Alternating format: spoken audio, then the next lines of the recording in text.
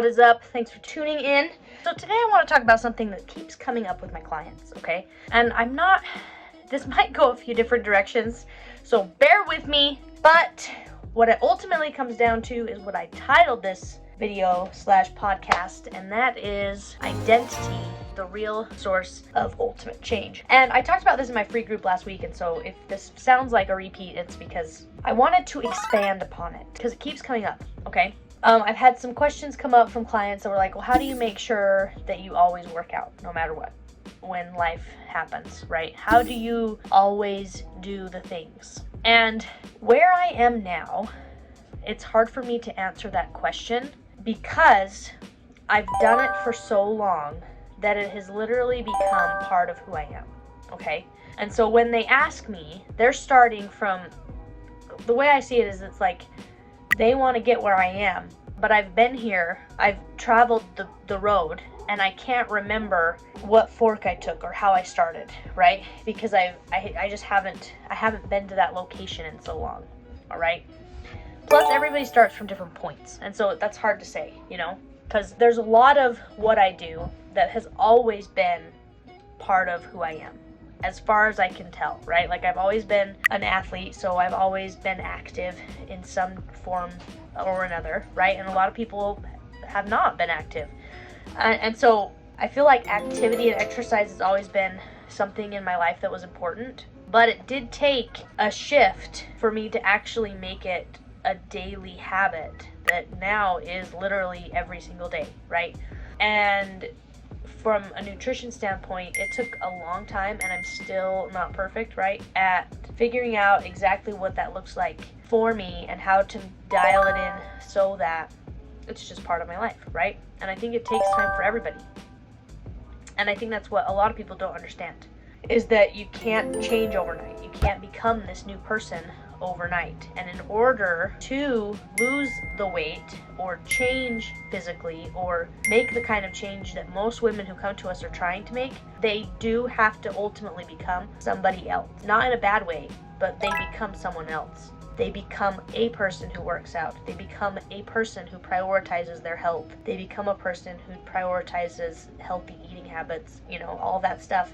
They just are that person, instead of being someone who tries to eat healthy, tries to exercise, or is working out because they have to lose weight, or they're eating healthy because they have to, quote unquote, lose weight. And it's different.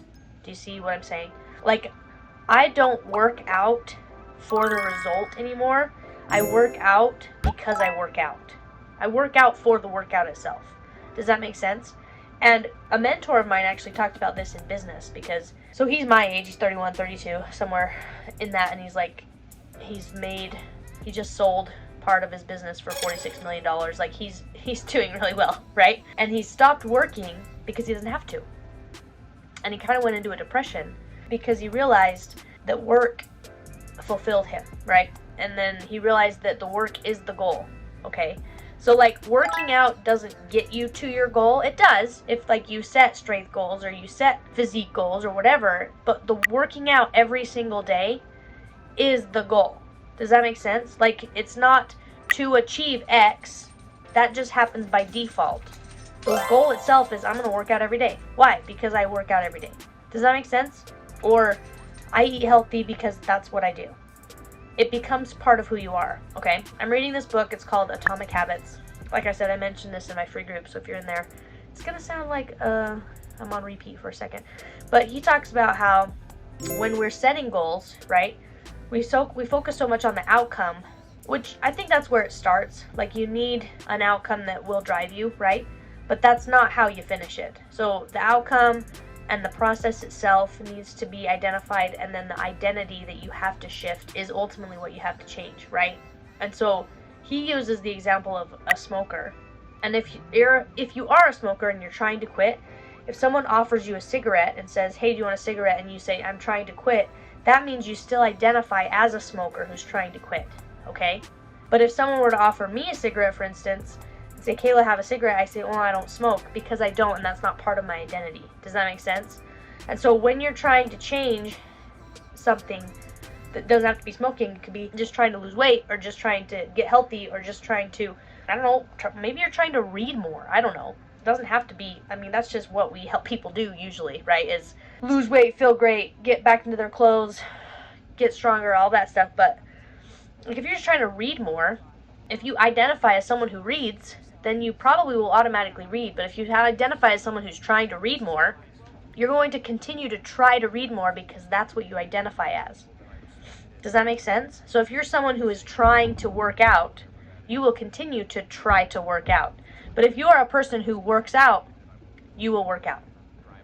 And it's so funny because like you might just think that's like a little nuance, but that makes that much of a difference in your subconscious to just change that one little thing where it's like, I'm not trying to work out.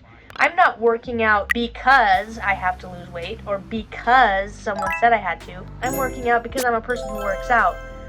And now that's who I am. Does that make sense? It's just tiny little shifts that make a huge difference.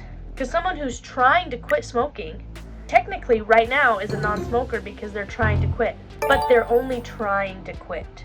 They're not a non-smoker. And that's a big difference. I think if you use that example, it hits home harder.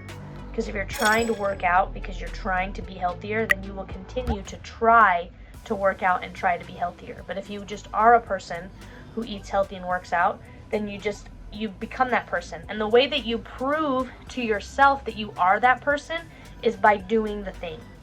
And so you gain self-integrity by continuing to perform the actions that you tell yourself you're going to do. And then that belief of you being a person who works out is continually encouraged, and the belief grows stronger and stronger and stronger. And so then motivation isn't even a thing anymore. Does that make sense? Like so many people reach out to me, they're like, I need motivation. You don't need motivation. That might be how it starts. Like, when you put money down and you sign up for a program, then all of a sudden you're motivated. But 6 weeks in, the motivation is not going to be there anymore, and you need to start becoming that new person. So when you visualize who you are becoming, what is that person doing day in and day out, and how is it different from now? And then start doing those actions and start telling yourself you are that person now, and then you will become them. It sounds like woo-woo, but it makes sense, okay? I've talked about this in ways where it's like, if someone who is wealthy grows their wealth and learns all the tools and becomes the wealthy person, and then loses their wealth one day because life, right? They have learned and they have become this person, and so it's not going to take them long to become that person again, right? Just like if someone who is healthy and fit and is a person who works out and is a person who eats healthy, when they go on vacation or when they have an injury or their kids are sick or whatever, and life happens and they lose what they've gained for a period, it doesn't take long for them to go back to that because they are that person, right? On the flip side, if there's somebody who wins the lottery and becomes wealthy after a split second and didn't learn how to be a millionaire, they lose the money overnight and then they can't get back there because they didn't learn how to become a millionaire. They just got $1 million, okay? And that happens a lot with people who lose 50 pounds in using a silly process. They didn't learn anything, number one. Number two, they didn't become anyone different. And so they lose the 50 pounds, they go back to exactly who they were before, and they're back to who they were before because you didn't become anyone new. Does that make sense? So if you are thinking about jumping into the Limitless Lifestyle Coaching Program, you want to join the Legion, you want to learn more about what we do, recognize that it's going to be way more than just a weight loss program, because what we do is change who you are for the better. And you need to be ready to become that new person. Because anybody can give you meal plans, anybody can give you workout programs, you can go look them up on YouTube and on Google and all of the stuff. But until you are ready to become the person who works out, the person who prioritizes their health, the person who is not afraid to make changes in their life, you will continue to fall back into the same habits over and over and over again. And then you'll keep looking for answers outside of yourself when the answer is you becoming the new person. That's it. And while it sounds simple, it is not easy. And that's where we, as coaches, come in. So if you're ready to do this, let's do it. Okay, comment below, shoot me a message. Join my free group, all of that stuff. We've got a free 7-day metabolic reset launching in the next couple of weeks, so watch for that. But recognize that it's way more than just trying to accomplish these things. It's becoming someone new. Okay? Hopefully this was valuable. Have a good day, and I will chat with you all later.